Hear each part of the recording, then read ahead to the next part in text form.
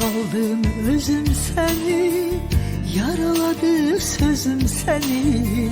Hey axtarır gözüm seni, seni unuda bilmirəm. Yollar yalnız küçə sensiz, gündüz qəmli gecəm sensiz.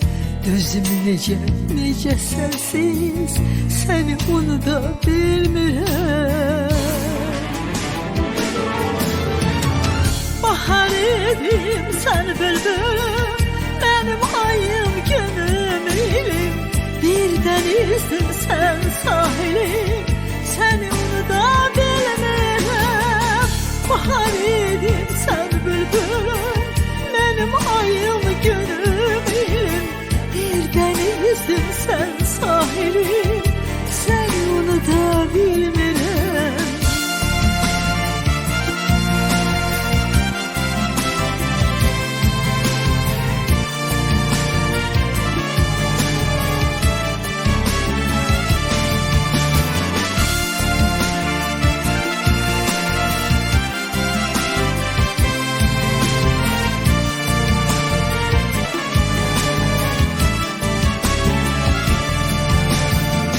Gelip bir gün yanaş mənə, her derdini danış mənə.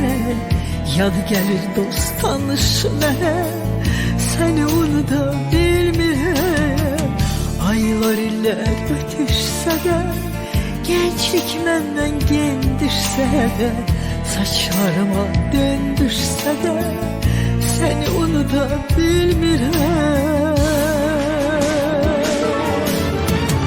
Bahar edim sen bülbülüm, benim ayım günüm ilim. Bir denizdim sen sahilim, seni unuda bilmirəm. Bahar edim sen bülbülüm, benim ayım günüm ilim. Bir denizdim sen sahilim, seni unuda bilmirəm.